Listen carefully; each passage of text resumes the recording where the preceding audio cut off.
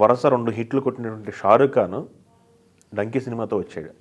Salaar mass pack సలార్తో full బజ్తో సలార్ ప్రభాస్ వచ్చింది. ఈ 2 సినిమాలు మనం చూసాం. ఈ 2 సినిమాలు తలపడితే ఎలా ఉంటుంది అనేది ఇంట్రెస్టింగ్గా అంతా ట్రేడ్ వర్గాలు చూస్తున్నాయి. అవును. సో ఈ 2 సినిమాలు మనం చూసిన తర్వాత మనం ఏమనుకుంటున్నాం, దీన్ని అనాలిసిస్ చేయగలిగితే ఈ 2 సినిమాల పరిస్థితి ఏంటని బాక్స్ ఆఫీస్ దగ్గర? అంటే ఆయనేమో 2 హిట్స్ మీద వచ్చిన సినిమా అది. ఇది 2 ఫెయిల్యూర్స్ నుంచి వచ్చిన సినిమా ప్రభాస్. అవును. డైరెక్టర్ హిట్లలోనే ఉన్నాడు ఇక్కడ. అవును. ప్రభాస్ హీరో పరంగా చూస్తే ఇబ్బందికరమైన పరిస్థితుల్లో వచ్చిన సినిమానే సలార్. అవును. షారూఖ్ ఖాన్కి ఏమో 2 పెద్ద విజయాల తర్వాత వచ్చిన సినిమా అది. అవును.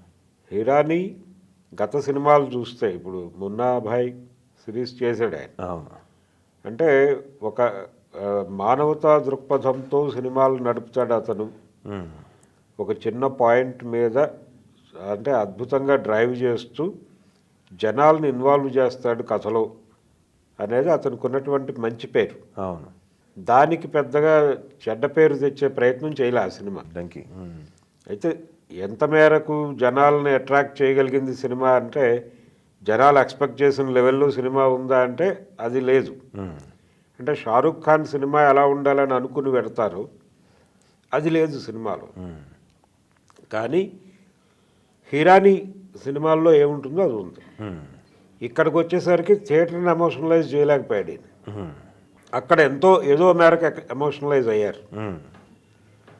అందుకని రిలీజ్ టైంకి మొదటి రోజు సలార్కి ఎక్కువ ఎడ్జ్ ఉంది, కానీ రన్లో ఆ సినిమాకే ఎడ్జ్ వస్తుందేమో అని అనిపిస్తుంది.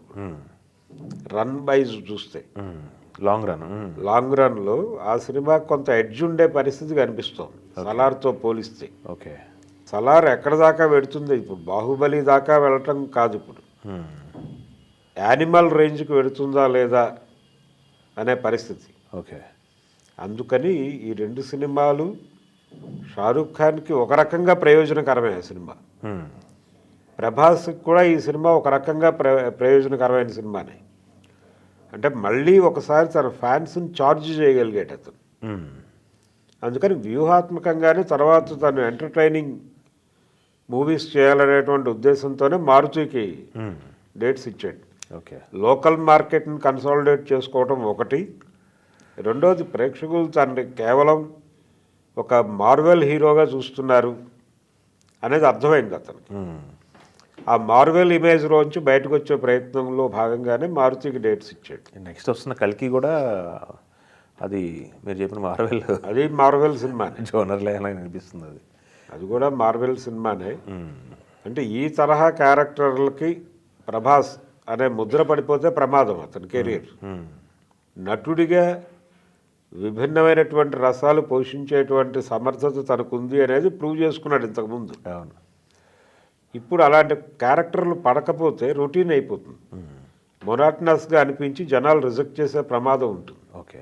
అందుకని కొంచెం నేటివ్ కథలతో చేయాలి. అలాగే డైరెక్టర్లు కూడా వరల్డ్ మార్కెట్ని టార్గెట్ చేయాలి అనుకున్నప్పుడు ఇలాంటి కథలు ఎంచుకుంటున్నారు. అందుకని వచ్చిందే ఈ కాన్సార్ ఐడియా. అంటే ఒక లిబరేటెడ్ ఏరియా లాంటిది తీసుకుని దాని మీద కథ నడుపుదామని అనుకోవడం. ఇంత కసరత్తు చేయక్కర్లేదు. మీరు ఒక నేటివ్ స్టోరీని భారతదేశంలో ఫలానా ప్రాంతంలో జరుగుతున్న కథ ఇది అని చెప్పి దాన్ని ఫ్రెంచ్లో కూడా డబ్ చేసి రిలీజ్ చేయవచ్చు. ఓకే. వాళ్ళు కూడా కొత్తగా ఫీల్ అవుతారు. కాబట్టి నేటివ్ మీరు ఏ ప్రాంతానికి చెందారో ఆ ప్రాంతపు కథల్ని ప్రపంచ స్థాయిలో ఎలా చెప్పాలో ఆలోచించుకోవడం మంచిది. ప్రపంచ సినిమా తీయాలి అనుకుని ఇలాంటి తప్పటడుగులు వేయటం తప్పు. ఓకే. అది ప్రశాంత్ నీల్ తెలుసుకోవాలి. చూద్దాం. మీరు చెప్పినట్టు లాంగ్ రన్లో ఈ సినిమాలు 2 ఏ నెంబర్స్ క్రియేట్ చేస్తారో చూద్దాం. ఓకే. థ్యాంక్ యూ అండి.